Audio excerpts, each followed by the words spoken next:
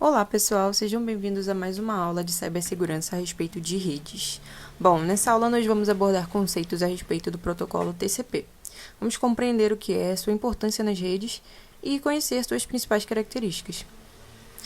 O TCP, Transmission Control Protocol, é um protocolo de camada de transporte que garante a entrega confiável e ordenada de dados entre dois dispositivos em uma rede. História do TCP.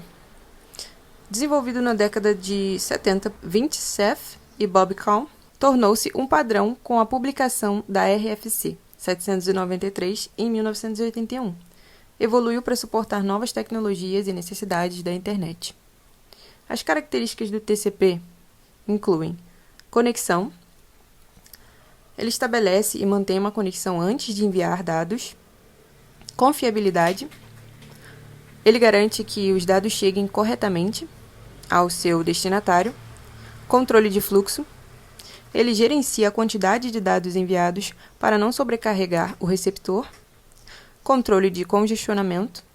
Ele ajusta a velocidade de envio para evitar congestionamento na rede. Como o TCP estabelece uma conexão Three-Way Handshake? Bom, vamos explorar o que é o Three-Way Handshake. Primeiramente, o cliente envia um pedido de sincronização, caracterizado pelas letras SYN, sync, ao servidor. O cliente envia uma requisição ao servidor. O servidor responde com um sync ACK e o cliente envia um ACK de volta ao servidor.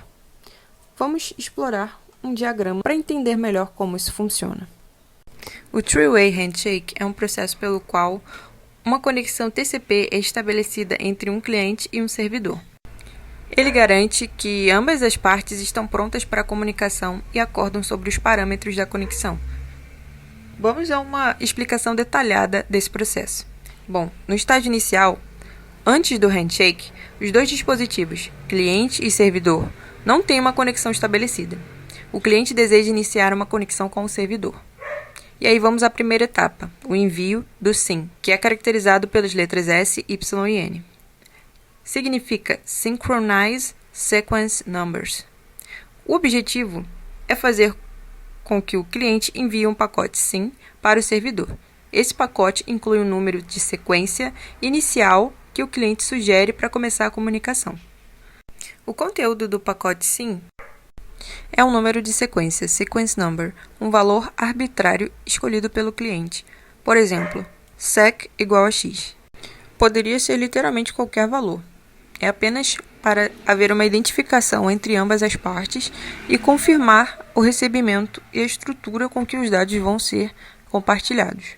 Em seguida, na segunda etapa, temos a resposta do servidor com o sync ACK, Synchronize Acknowledge. O objetivo é fazer com que o servidor receba o pacote SYN do cliente e responder com um pacote que combina um SYN e um ACK.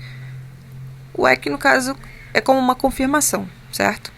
O SYN contém um número de sequência inicial do servidor e o ACK reconhece o número de sequência do cliente. Bom, conteúdo do pacote SYN e ACK é o número de sequência, sequence number, esse mesmo valor arbitrário escolhido pelo servidor, por exemplo, sec igual a y. Ele também vai escolher um valor arbitrário, o número de acknowledgement, que é acknowledgement number, o próximo número do cliente, ou seja, ACK igual a x mais 1, por exemplo. Na terceira etapa, nós temos a confirmação do cliente com ACK, Acknowledge. O objetivo é que o cliente recebe o pacote SYN ACK do servidor e responde com o pacote ACK, confirmando a recepção do número de sequência do servidor. No conteúdo do pacote ACK, a gente vai ter o número de sequência, sequence number, o próximo número de sequência do cliente, por exemplo, sec igual a x mais 1, e o número de acknowledgement, que é o próximo número esperado do servidor, ou seja, ACK igual a y mais 1. Após o ACK do cliente, a conexão TCP está estabelecida e ambos os lados podem começar a trocar dados. A numeração de sequência e reconhecimento ajuda a garantir que os dados sejam enviados e recebidos na ordem correta e que nenhum dado seja perdido ou duplicado. Para resumir, é como se fossem 3 etapas, onde ambos precisam confirmar um número em comum para que a conexão seja estabelecida, após a confirmação de cada uma das partes.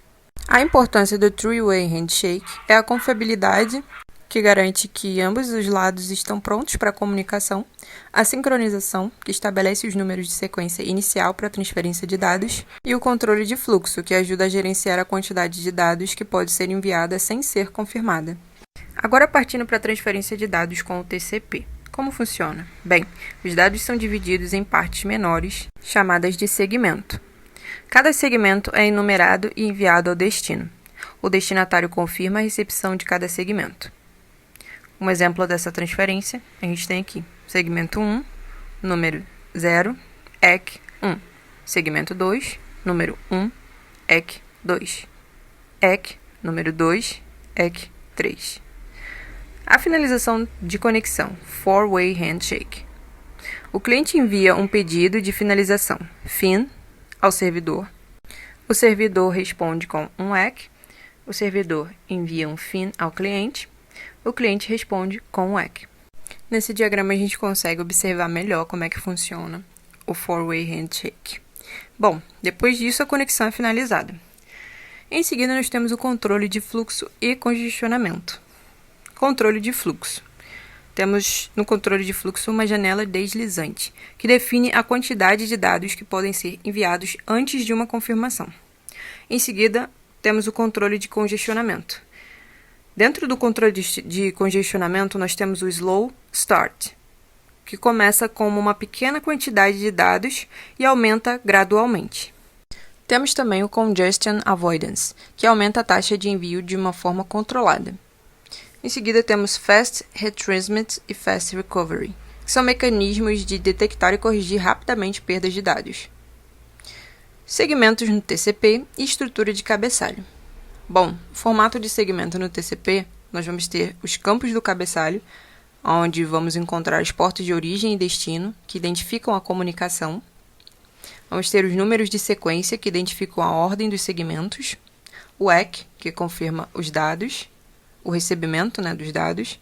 As flags, que controlam as etapas de comunicação, do sync, EC e FIN. As janelas, que controlam o fluxo de dados. Os checksums, que verificam a integridade dos dados, e esse âmbito já se aplica mais à criptografia, a gente vai ver mais a fundo num capítulo especificamente sobre criptografia, a gente vai falar a respeito dos checksums, ok? Mas agora, como o foco é em TCP, a gente não vai se aprofundar nessa parte, tá ok? Em seguida, vamos ter as aplicações e casos de uso do TCP. Aplicações mais comuns, nós vamos ter o HTTP e HTTPS, que é a navegação na web, o FTP, que é a transferência de arquivos, o SMTP, que é usado para o envio de e-mails, a Telnet e SSH, que é o acesso remoto seguro, e as vantagens que nós vamos encontrar no protocolo TCP são a confiabilidade, que garante a entrega correta dos dados, o controle de fluxo, que evita sobrecarga no receptor, o controle de congestionamento, que minimiza o congestionamento na rede, e nas desvantagens a gente vai ter um overhead, que a gente já viu, que é mais carga de trabalho em comparação com protocolos não orientados à conexão, mas a gente sabe que a segurança ofertada por esse protocolo meio que supre esse overhead. Mas, continuando, temos também a latência, que introduz atrasos devido à necessidade de confirmação. Porém, é aquilo, a segurança acima de tudo, não é mesmo? Como conclusão, temos que o TCP é essencial para a comunicação confiável na internet, Ele permite que aplicações transmitam os dados de forma ordenada na rede e segura também, Sendo fundamental para o funcionamento de muitos serviços online. Bom, as referências e leitura adicionais eu vou deixar nos recursos, tá? Para caso vocês queiram estar adquirindo mais conhecimento a respeito desse protocolo que é tão importante nas redes. Lembrando também, pessoal, que o conhecimento teórico a respeito de redes de computadores é muito importante, não só para esse curso, mas se você é um estudante de cibersegurança ou da área de TI ou só tem curiosidade a respeito, essa é uma parte que às vezes pode parecer chata ou desinteressante, Eu particularmente gosto muito da parte de redes, eu tenho muito interesse, eu tenho muita curiosidade a respeito e é sempre bom a gente ter curiosidade a respeito dos assuntos para a gente se manter motivado nos estudos, certo? E Tem muita gente que só valoriza a prática, né, de máquinas virtuais lá, usa as ferramentas do Kali Linux, porque é legal, né, trabalhar com códigos lá de programação. É muito interessante, mas você saber o que você está fazendo é mais importante ainda.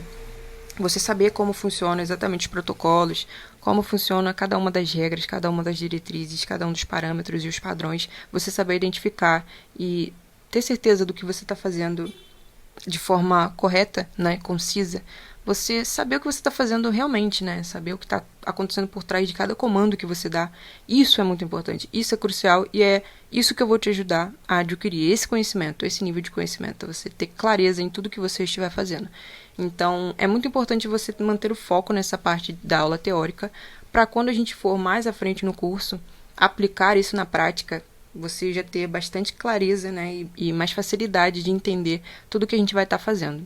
Então eu deixo aí esse adendo para vocês se manterem motivados, né, mesmo não sendo ainda uma parte tão prática, né, a gente está só começando na teoria a respeito de redes, a gente ainda tem muito para ver, muita coisa para conhecer, muita plataforma e ferramentas para utilizar, até a gente chegar de verdade num nível mais aprofundado. Mas, inclusive, para ajudar nos estudos de vocês, eu vou estar disponibilizando os scripts dessas aulas para vocês fazerem revisões, né, lembrarem de tudo, sem precisar ficar reassistindo o vídeo todo, caso vocês só queiram fazer breves revisões, né? E vou deixar também PDFs para vocês estarem aprofundando ainda mais o conhecimento de vocês.